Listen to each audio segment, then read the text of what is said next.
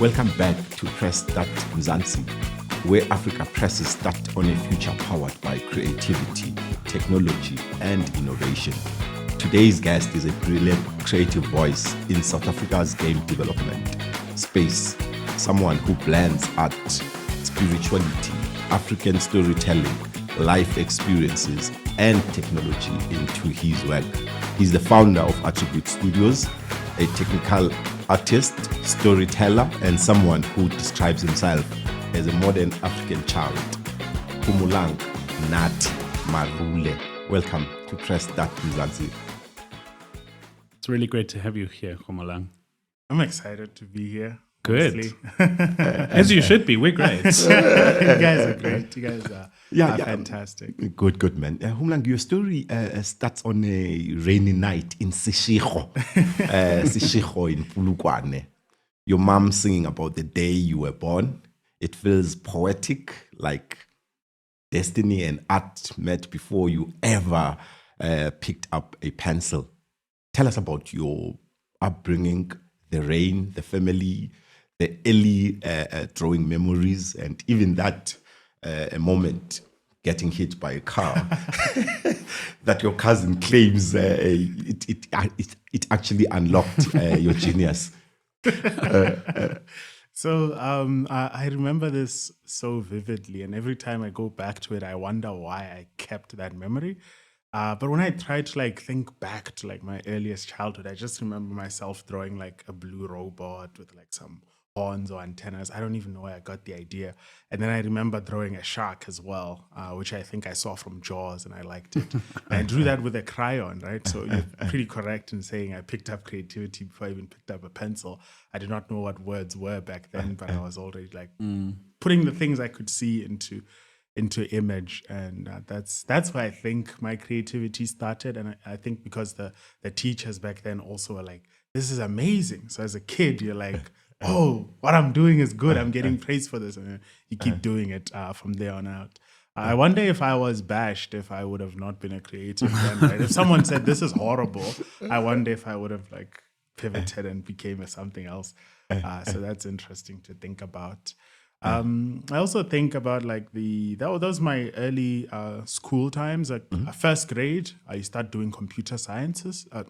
Computer literacy, not science. And then I was doing really well with it. I think my mom still has my report grades from back then. I think it was 87, something there. And then the teachers were like, oh, he's brilliant at computers. And then my mom took that comment very seriously. And then she bought me a computer, and then I started fiddling around with it back then. I did not know what programming was. I wish I did back then. But I was already into computers and drawing with a mouse at the time. So it's been a long time that I've been in the creative field in that case. And then before we got to then, there was a time I bought myself Zimba chips, right? I don't know why. I think they were delicious. I put them in a bowl. I was eating, watching TV. My little cousin comes in and he's like, can I have some? I'm like, no. My mom was like, no, you must share. We share in this family. So I'm like, no, I want this one. So okay, then buy him some. I was like, I went there. And then on the road, the shop was just right there. And then there's a road that I have to cross to get there. And then as I was crossing, I don't know where I was looking. I just remember just waking up, what the hell happened? I wasn't even in pain yet. Then I stood up and then tried to walk. And then I was like, my leg is not working, And then the guys who hit me took me to the hospital. So when they were taking me, I thought they were stealing me because I don't know these guys. They're putting me in there. They're taking me to the hospital. And then in the car, on my way to the hospital, that's when my legs started hurting. And then I do remember crying. I actually don't remember the moment of getting hit. That's the funny thing. You're crossing and then you wake up and it happened. So my cousin was with me when I was crossing and I got hit. So he felt bad about it for a long time, Then when I was getting good grades at school and everything, you must thank me. I'm like, why? Because when you went there and you got hit by the car, it unlocked your brilliance. That's why you're doing well in life. It was that incident, He always brings it up whenever I achieve something. It's like, you see, It was good that you That's great, man. Yeah. So speaking of your mom, I can tell, like, I mean, she played a role into into shaping your imagination and all that. Did your grandfather play a role also in that? Yeah, I think my grandfather just played a role into my character, like all across the board.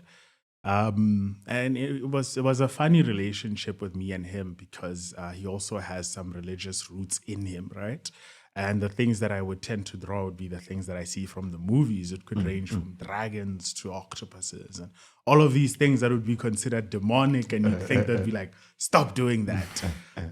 But no, he was like, "You're brilliant at what you do," and he had like his friends up the road that he'd go and hang with whenever he's done with work. So sometimes when he would go there, he would take some of my drawings to go and show his friends, which made me feel good about it because I'm like, I'm doing something that's so good that my grandfather wants to show his friends that I did it, and he was always proud of me in that case. But then I also had this tendency of like going out at night to play games at the arcade, which I was not supposed to do at my age. And he was not happy about that. And you'd get classic corporate punishment for that, because you could turn bad from spending too much nighttime out in the streets back in Seshego. So he'd always reel me in home, and he had like a strict law around that. And it was very fair, like when I think about it. So there was a point where he noticed, this kid loves games. He's not going to stop. So, he's starting to tell my mom, and then my mom tells my dad, and then my dad is like, here's a PlayStation. Stop going out so late at night. So I think my grandfather's always been there for my discipline, for my creativity, for my support, everything I really needed. He managed to change into that figure. The one thing that I always find weird that I appreciate from him was if my grandma was there, she would let me play games with my friends, right? If I wanted to play with a friend, she would always say yes. But my grandfather would rarely say yes. Ne? But if I wanted to invite 9 friends into the house, my grandfather was the likeliest to say yes. Really? It was so weird, right? It's like one person you say no, but many people, you're the only person who's likely to say yes. So it was a dynamic person. Look, I must maybe confess, dude. I remember I met you 2 years ago, and the first time I met you, I was like, this guy is smart, and I knew from there that you're gonna make it big out there. And I remember saying to you, if you don't make it big, I'm gonna be in your case. I'll be one of those people will be very upset with you if you I'll do be not in make that it. line with you. I'm telling Absolutely. you, bro, I mean it like from the bottom of my heart. Your brilliance and all that. To me, you've got a lot to achieve in your life. What did that creativity mean for you? Like, I mean, as a child growing up from Pulukwane. I think it always set me apart, right? Because I would not be the only person who's brilliant or well achieving in class, but I think the difference for me was that I had a heart for creativity, whereas a lot of my counterparts would be very academic people. I think there's a stereotype that fits engineering about the Limpopo child, right? So there'd be very academic people, but I had a leaning towards creativity. And what that allowed me to do is that very early on, instead of just focusing on academia, I would also think of creative ways to make money. So in that case, I started with the drawings that I had, some of them at school. People would be like, oh, I'd like to buy this, and then I could see people are buying the Broly drawings, but no one's buying the Vegeta ones. So you must draw more Broly because people like Broly. And then I started getting up that way. And then around grade 8 as well, my uncle wanted me to cut his hair. And then I was like, I can't cut hair. It's like, it's like a pen, you have a pen, you can draw. I'm sure you can draw on my head too. And I just applied myself because he made sense. He was lying, but he made sense. So I did the haircut, and I was also proud of it, and I was proud of it. So I was telling people, I can cut hair. And they're like, you must cut mine, you must cut mine, you must cut. And I was like, let me lean into that too. And then I started cutting people's hair back then as well. So I think the creativity has always helped me not just look at life from an academic or a school perspective, but look at how I can apply myself in my environments creatively to give people something that they would enjoy. And you enjoy a haircut, it's not all utilitarian. and that way be able to make some living for myself. Or yeah.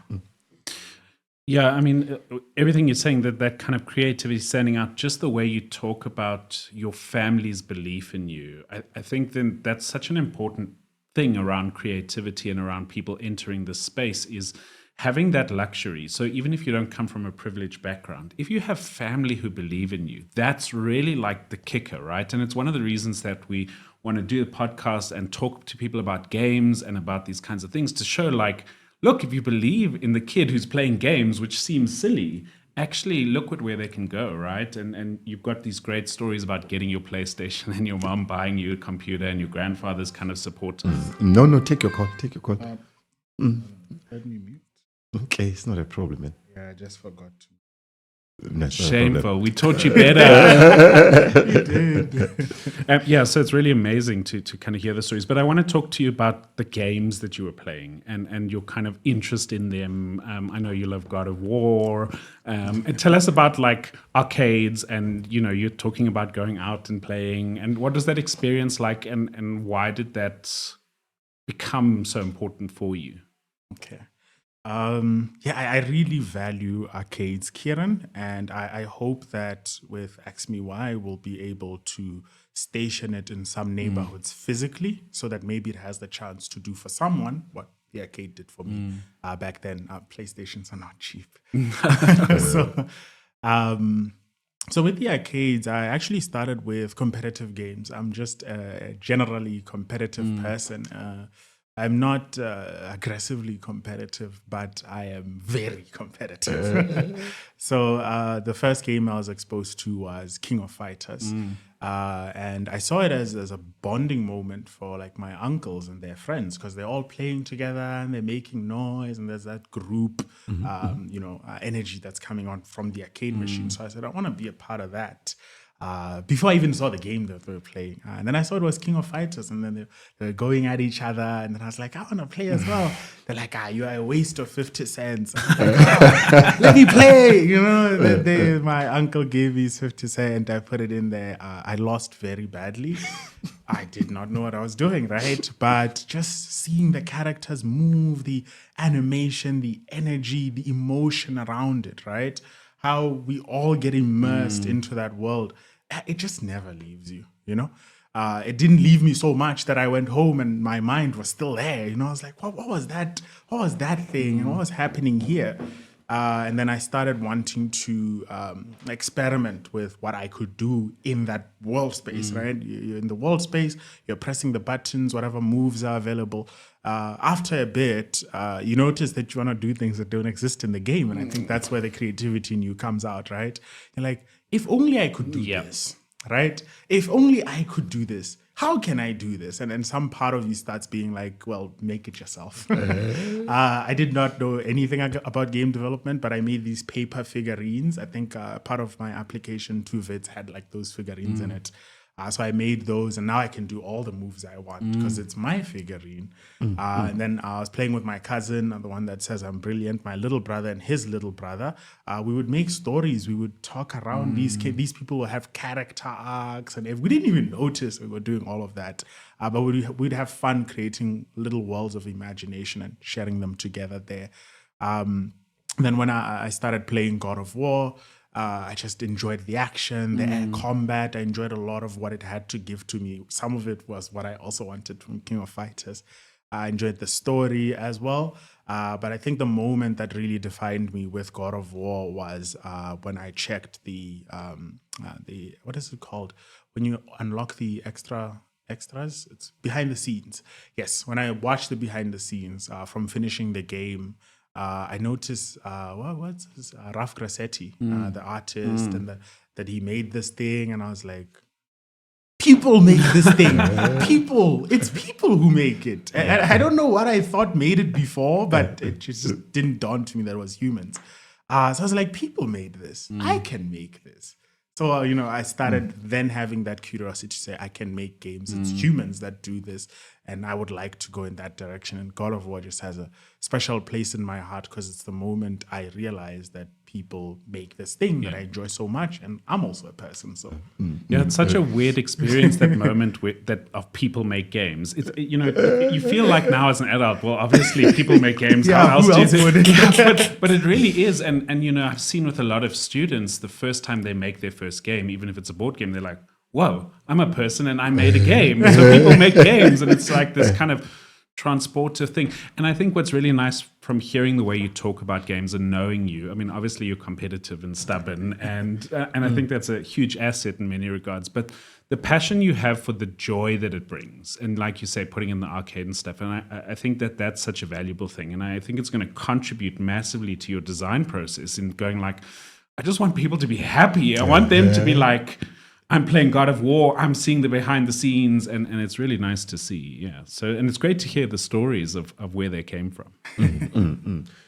You were great in maths, like you mentioned, engineering and science, and even like you've mentioned earlier on, cutting people's hair just to make money at school. But something inside kept pulling you back to the artistic you. And here's a turning point. Your teacher or your mentor did not stop you from that creative thinking, and he also actually encouraged you to even take this forward. So how important was that in terms of support from over engineering and going the art route? Yeah, I think that is something that a lot of people don't discuss, especially when you come in from a academically competitive space as a Polokwane public school would be, right? Everyone's trying to get out of there. Everyone's doing their best academically, and we're all aiming for the highest paying jobs. It's just what that environment looks like. So Mr. Molema was my mentor. I've met with him a couple of times since graduation. He's always proud of me. So he used to be my engineer teacher, EGD. I was doing well at EGD. I was averaging like 90 plus. Like I was just I was always doing great with it. And I had this friend of mine that I would always walk home with, and he likes rapping. He rapped at the time.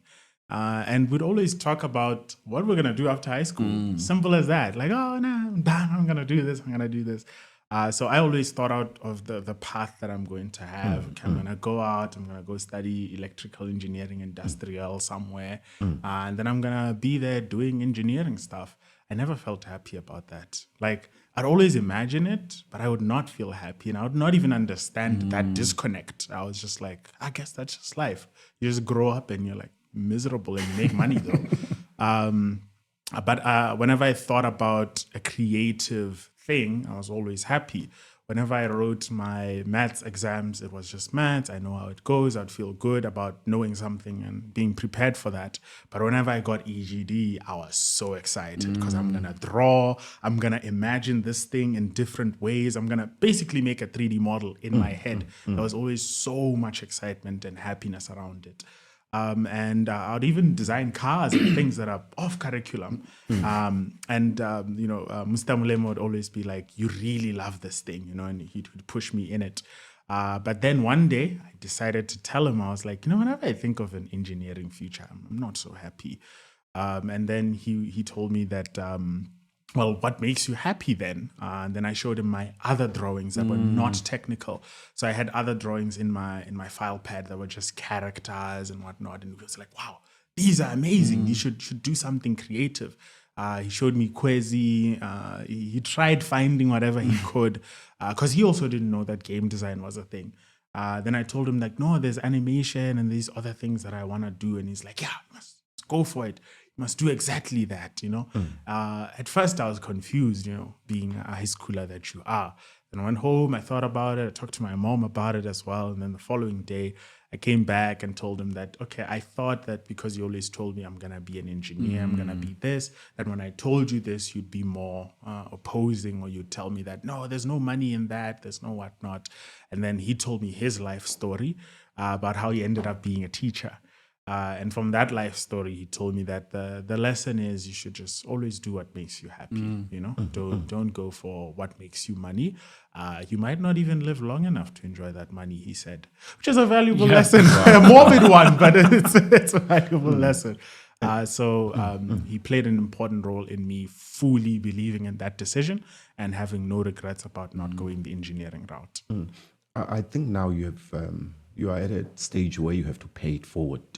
The reason we actually started this podcast, Press Start Mzansi, is to educate people who do not have understanding what is it all about. And I want to know from you, to a parent who's listening out there and who thinks exactly like that, thinking that there is no money in this like career, or it's just like, for entertainment and all that. What would you say to a parent who's listening who has a child that has showing those creative, science and there's talent? What would you say to that particular parent, just to encourage and that look, don't be that boundary, the barrier into the child's career path? I would say that they need to start understanding that different generations come up with different needs. Those needs are different from your needs as the adult at that time. If you look at the YouTubers that are popular now, that are doing great, 10 million subscribers plus, they didn't start when YouTube popped off. They started before, right? Their generation had a need for that kind of entertainment the same way the previous generation had need for TV, right? So when those guys grow with that career and they get there, they're successful at that time because their generation is also now coming of age with that need. When your child has a creative need that makes sense to them, it's the media they're consuming and it's the media their friends are consuming, it's going to be relevant in the future. So being able to separate yourself from what the future for your kid looks like, I think is a very important starting point. It might not have money now, but at least invest yourself or ask your child to invest themselves in figuring out if it might have money in the future. At the end of the day, we all live to fulfill our lives, right? We're not just living to pay paychecks and then fade away. So you want your child to have a fulfilling life, and they're probably telling you through their expression that this is what will fulfill me. When I wanted to apply, my mom said, actually go do research in the industry. I had like a 1-page research paper that I had to submit to my mom to say, this is what I think of the industry. And this is what I researched, and this is what I Googled, and this is what I heard. So I think making that exercise is very important. But if you can't separate what works now in your generation and what will work, that conversation might not even happen. So I think understanding that generations have different jobs, different needs, and different things that pay at different levels, it will be great. Elon Musk at his time, they told him that, what are you doing with software? Like, go be at the mine or something, right? And look at him now. So you just need to have an eye for the future. Without that, you will not be able to accommodate a child's growth into their future. Wow, great, man. Yeah, that's great. Yeah, that's you're that's very wise, powerful. huh? Very wise. It's like we're the youngsters here learning from you. But so, tracking your journey then, so you had this kind of amazing experience with a teacher who really helped you at school. Then you get to Wits, and then you had a teacher who really helped. No, I'm joking. But so you get there, you discover technical art, and then, obviously think it was a good experience for you, but there's the Fakugezi Game Jam and you win, and all of a sudden you're incubated, you're a student who became a founder, you're creative, you're an entrepreneur. So tell us about that moment. What kind of clicked for you? Did it feel right? Was it terrifying? Like, what is it like to shift so suddenly? So this one is a two-parter. The first part is there was a time I worked in second year. I will not disclose names and companies, but there was a time I worked in second year. It was a game development studio, and they were trying to make games for some people. Again, can't mention names. But the way they went about budgeting, the way they went about design, the way they went about the whole process was not something I was particularly happy about. I just thought it lacked a lot. There's a lot we can add to this. And maybe even then, that lot would not be enough, but it would be a better starting point than where we are at the time. So fast forward from that experience, I always had that idea of, maybe that's what it's like to work for a development studio. Then when I won the Fakugezi thing, it was mainly because of those ideas and those things that I thought I could have contributed way back when I was working in second year. So when we got the chance to be incubated, it felt scary and like an opportunity at the same time. It's scary now because there's no person between me and the filter. It's just everything hits me first and then it hits everyone else, and as a 22-year-old, that's quite scary. But it was also an opportunity. I was like, damn, everything I complained about back then, I can do now and see if it works. And I started trying to put those into practice, and it didn't click immediately, but the longer you do it, the more it clicks because you start seeing what lacks when you're not there. But when you're there, you don't see it immediately. You're like, I'm just doing my best. I'm just doing A, B, and C. But whenever I thought or get those scary thoughts of, maybe I should just go corporate, I just thought about how much of what I contribute to the space, to the industry, and to the creative collage as a whole, that's going to be missing. And that scares me more. I think my touch needs to be there. I don't know who it will serve. I know who it's serving now, but I have faith that it'll also serve some other people in the future to be able to see works like that, or at least even have a book in me.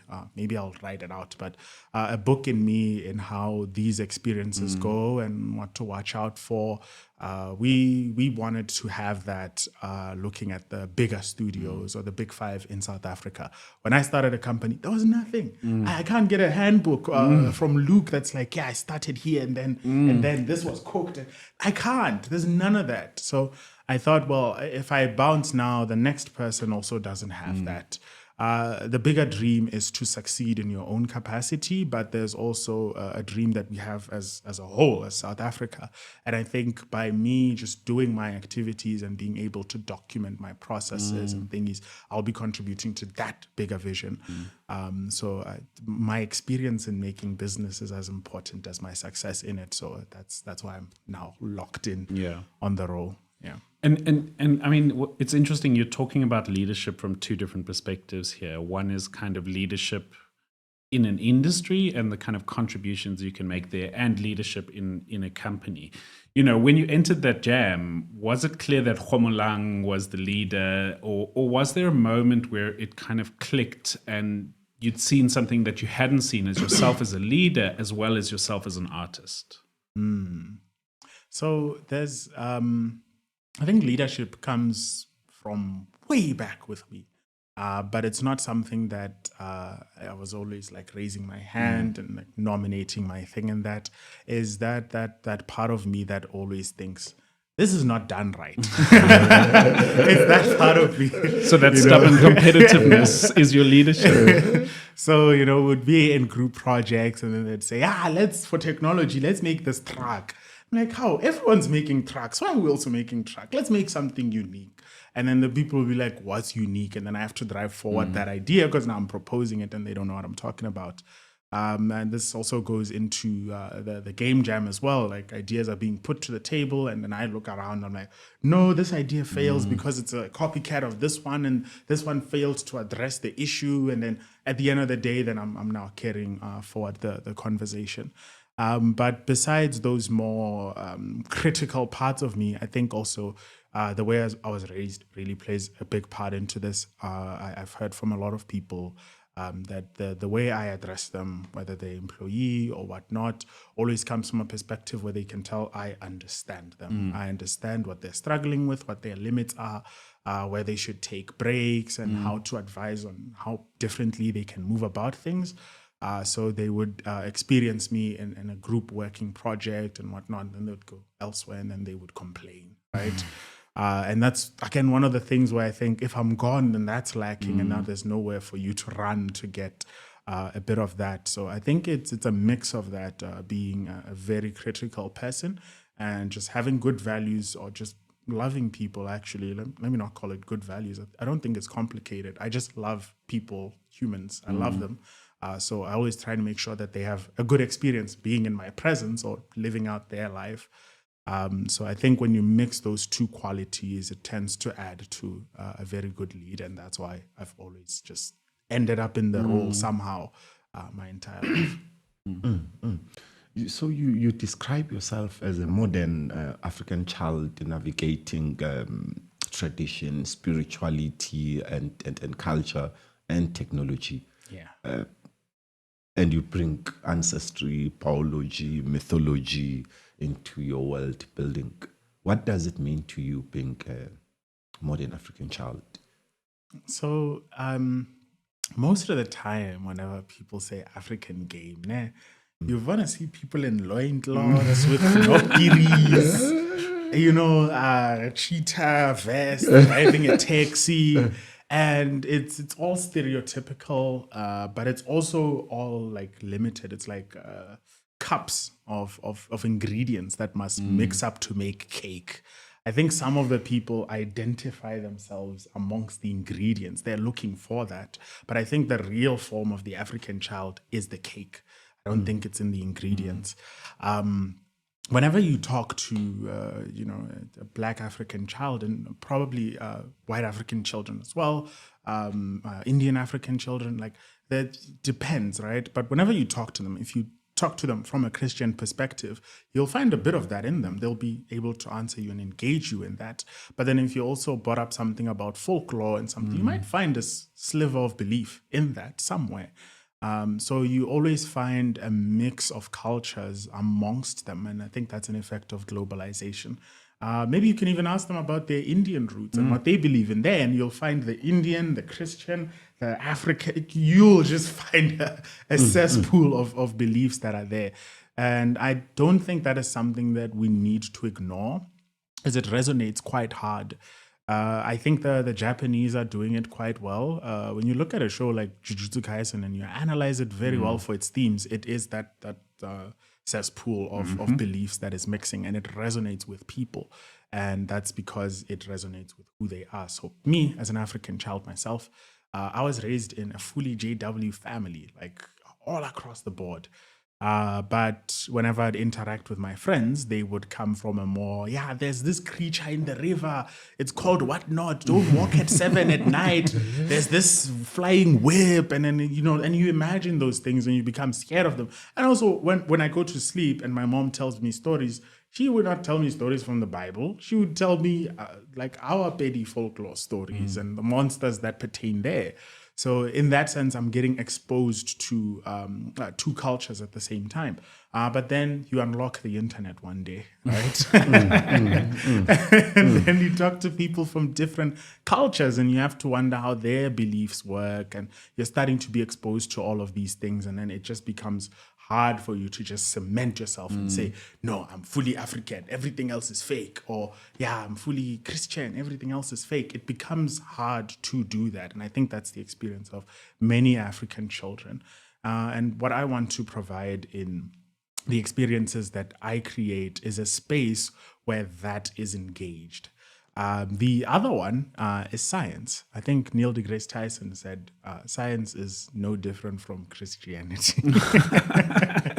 So the other one is science. You could be very scientific and still find yourself having a spiritual inkling. So we try to make products that don't alienate everything else around them, but they sort of include it because it is a part of the cake. It is a part of the person who is engaging what they see. We also try to write characters around that as well, so that while the characters navigate what they navigate, it gives you time to pause and say, wait, I'm also going through that. Or wait, I don't buy that. Or I buy this.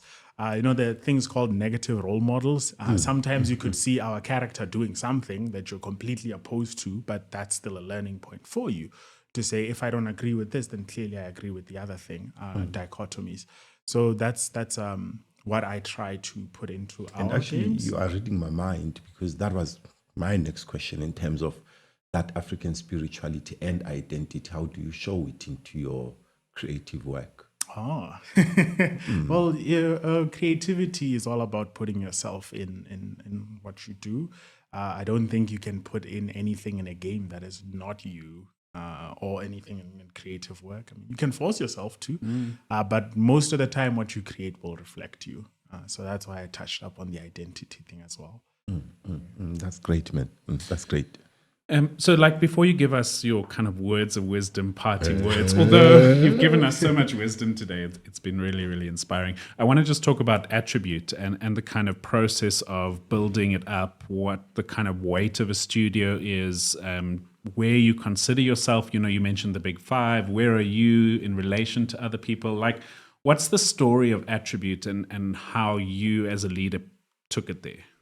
Yeah. So, when we began Atrybute, it was about solving a very simple issue. Forgive me on this one, Kieran. It was about solving a very simple issue, which is that we do not have machinery after we graduate, right? So we were wondering, how can we convert some of our skills into capital so we can get ourselves equipped, work on portfolios, and then get employed elsewhere. That's actually the starting point of it all. But the longer we went, the more capital we got, the more salaries grew and everything, the more we were like, do we have to go to work?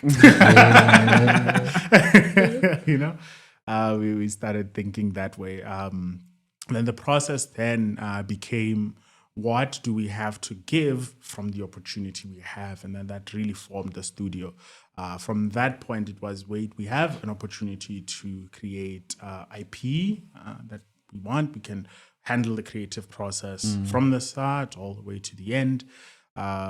We don't have too many limits in terms of what we can do, except for budget. But we have the ability to give the world what we think we should give it. And then that started forming the studio, where I asked the guys, like, what game would you like to make? And I asked the next person, what game would you like to make? Why would you like to make this game? And then I remember talking to Bonga, and he was saying that, hey man, I grew up in the Eastern Cape. They told me don't turn corners with strangers, whatnot, because you disappear and all of these things. I always wondered how I could take all of those feelings I was having when I was hearing these stories and put them into a game. Do we make a horror game? Do we do what? But I've always wondered, how do you put those feelings in there? And then I'll talk to Sia, and it'd come from a more technical perspective, where he's always like, I've always wanted to get a hang of linchpin mechanics and how you get this thing that defines a game, but the game also has its complexities. You know, then I talked to Gift, and he was like, you know, like at a funeral, they was telling me I was throw a shoe on top of the roof and then it would stop raining, but I don't believe in that. You know, but like it's like an experience that I actually had, and I realized I'm not the only one who's gonna have that experience. So I was like, I think that would make for a good game, because games that have touched him are games like what is it, The Last of Us 2 and all of these games that might frustrate you, but then they're revealing something to you in that process. And then I also came to think about it myself. And then when everyone's ideas mixed, it started forming the foundation of Atrybute to say, we are African people, you know? We always hear we need more African games, but we don't necessarily think it needs to be about ancient Africa or whatnot. It's about the experiences we're having today. You throwing a shoe over a roof is a today experience. So like, yeah, that's African. I don't think someone in America is being told to throw a shoe over the roof to stop the rain. So then that became a foundation of how we're going to go with our creative processes. When we look at the standing of Atrybute as a company, I still think we are amongst the early startups, but I do think in private equity we have quite a bit more figured out than some of the startup studios that I've talked to. I've tried to meet up with some of them and say, hey, let's exchange notes. But right now we're focused on B2C, and I think if we crack the B2C one, then maybe we might be in the top 10 or one of the biggest studios. What I realized with B2B is that you have very limited budget, very limited, creative control, and also you get what do I call it? You get limited in terms of accessing the market, because you can produce a game for a company, but it does not mean it'll be distributed or published accordingly. So then that becomes a big barrier. So we're like, okay, instead of engaging the barrier from here, let's skip everything and put our face against the barrier, see if we break it. If we break it, we'll be more than happy to share how we did it. But once we break it, I believe you are a much bigger studio from there, because you start figuring out how to regulate and satisfy a fan base, something a lot of us don't have experiences with. I think even the top five, it's only like 2 of them or so that actually directly engage a fan base. The other ones are B2B. So that's where we're standing. We're like at the bottom, but we want to do like a big leap. So, and then, I mean, you're talking about it already, just in the way that you're addressing and thinking about this. But I wanted to talk about your leadership, not internally. So you've kind of spoken about your compassion and your understanding and your empathy, which is great. How have you found being a leader and a startup, you say, so like maybe the senior of the startups, but still a startup? How have you found yourself engaging with industry as a leader? What are the things you've had to do, and what from other leaders you've seen in the game industry makes a good game development lead or a studio lead? Okay. I think understanding the technical side of things makes a big significance, right? Because I think some of the other issues that you see from other leaders are not because they're bad leaders in isolation or whatnot. It's because they do not understand or grasp how much the next person has to do to achieve what they're requesting. Then that could lead to like bickering, and you have all of these other issues come up. But the other thing that I've seen is that we really try to navigate like a business. So whenever I talk to like other studio leads, and they would tell me, they're like, we have this idea. This is what we're going to do. And then I would ask, okay, which publishers like those kinds of games? Where are you looking for your audience? Do you have anyone who's prospective enough to invest in this? How are you going to get by? Like, you have this idea until it's finished. How are you going to get by? They usually don't have answers, right? That also leads to situations where people have to do like external jobs to fund the studio, which heavily slows down the production process of whatever IP they're working on and stuff. So I think us being a tad bit capitalistic in how we mesh our creativity and our passion with what we're doing also really helps us. And I think it could help the other leaders as well. And I think that would also help me to have other people to be like, how were you capitalistic about this one? And then they're like, I got this deal and I did this. So I think that's how we approach industry a bit different, but also always having the eye to look at the future. Not just thinking about how do I get by with this product, but will this product make a good portfolio piece if they were to open up tenders or a pitching competition internationally? Will this idea stand out even if it doesn't succeed as a product now? Can we stash it somewhere where it can bring us value later? I think that's a good mindset to have, because it also helps you make things that are somewhat presentable, since you know it's going to be reused if it doesn't go well. I think I said a mouthful. Yeah, I mean, you're identifying a lot of the things that I've seen as gaps with a lot of youngsters wanting to get into games, which is that they don't understand it's a business, right? And it's a hard thing, because you don't want to destroy their creativity. But some people are coming with these kind of creative ideas, but sometimes that's why partnership works. I mean, you're like a rare exception in that you can figure out both, but sometimes maybe I'm the creative, but Bandile is the person who understands business, but he can't code or make a game. So it's like, but actually the partnership could work because it's understanding that it's a business and it's a creative thing. And it's such a complicated and difficult space to walk. But it seems like you're getting a hang of it. I agree. It really is, because when you lean into the business too much with games, that's also bad. Yeah. We've seen that example. So you can't be just fully business and you can't be fully creative. You need to be a hybrid, and it's non-negotiable. To the young kid in a township arcade today, who has shown or who is showing signs of what creativity, and he's able to draw characters from a school workbook and dreaming out there quietly. What would you say to that kid? I would tell them that if they followed what they're doing and then they saw themselves in the future after following it, they themselves would not believe that that's them. Because that's me. I think if the young me saw me, he'd be like, no, I'm going to do that? He'd go crazy. He'd lose his mind.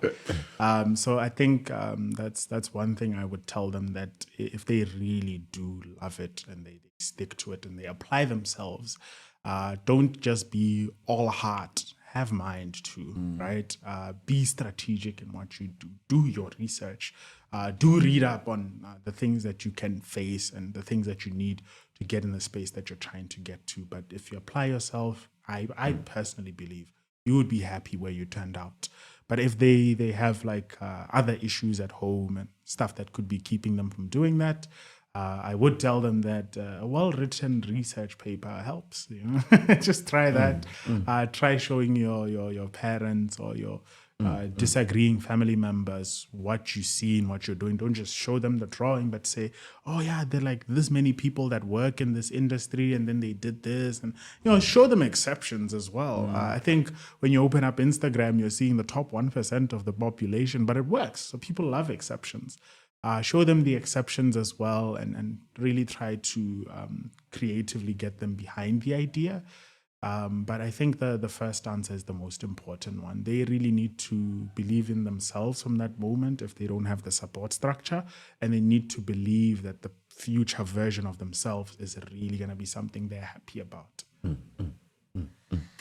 Great. And just as we kind of close up, can you tell us a little bit about what Atrybute's doing now? What's next for Atrybute? What's your mission? This is the plug. This is the sales.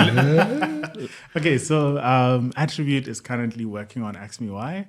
It is a horde survivor with 3D movement and a captivating story. We've also simplified something called build mechanics so that more people who don't play these kinds of games can play it. Horde fighters, usually you have an open flat space. A lot of things come at you and you walk around killing them and powering up. So what we did is we took that flat space and then we sort of made it like uneven, so you can jump and you can do all of these exciting things. That stems from the fact that it's something that's not there in the media, and we're passionate about horde fighters, so we put that in. But we also realized then, even though they're replayable, story is never really captivating. So we have a village that you are catering for. So whenever you go do your expeditions, you're catering for this village. But in that village, there's like drama.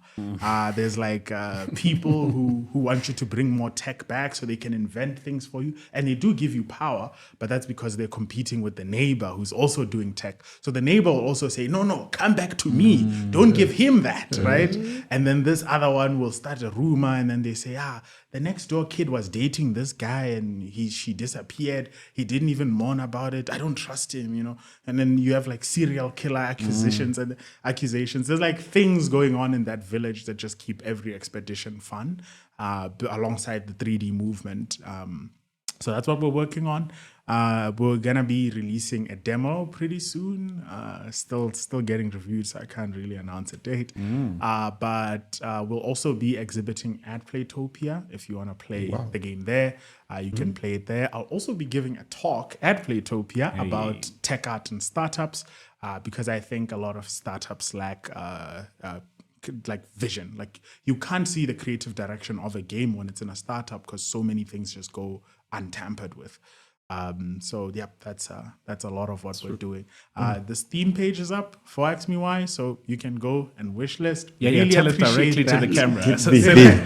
Yes. Thank you. So Ask Me Why's Steam store page is up. We would really appreciate it if you went there and wish list. It really helps us and helps us put in a lot more features into the game as we're seeing desirability for it go up. So please check it out. Ask Me Why on Steam. Great.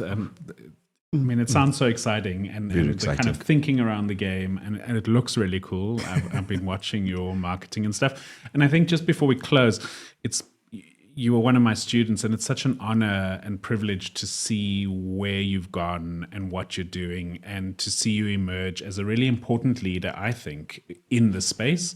So thank you for doing that. Thank you, Kieran. I think this one must go to you, Kieran. This is your second student that I'm coming across. But for me, like from the bottom of my heart, it means you are a great teacher. Oh, thank you. There was Ben Myers, who's doing very well out there.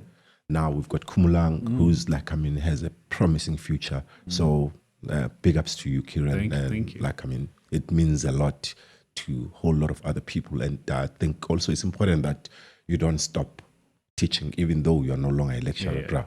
You have to continue doing No, that. I mean, we're mentoring and we're doing stuff, but thank you, kind words. It's so nice to see when, they look how they turn out. Exactly. Exactly. You must be proud of want yourself. to phone your mom and be like, wow, look what we did. We made 100%, Kieran. I'm really proud of you, bro. Thank you, Seriously. Homolang, thank you for sharing your journey, your heart, and your philosophy. Your story reminds us that gaming is not just technology or culture. It's culture, memory, heritage, and imagination. To all viewers at home, those that are watching, listening, this is Press Start Mzansi. Thank you for listening. Keep pressing start on Africa's future. We really appreciate it. And don't forget, Homolang is going to be in Cape Town on the 4th and on the 5th and the 6th of December during Playtopia. Please, those who are in and around of Cape Town, those who can't make it from Joburg, go and see this guy's work. It's really amazing. I really appreciate it, Homolang, my brother. And I wish you all the best. And you've got all the promises out there. And I'm sure you are going to make it. Good luck. Thank you.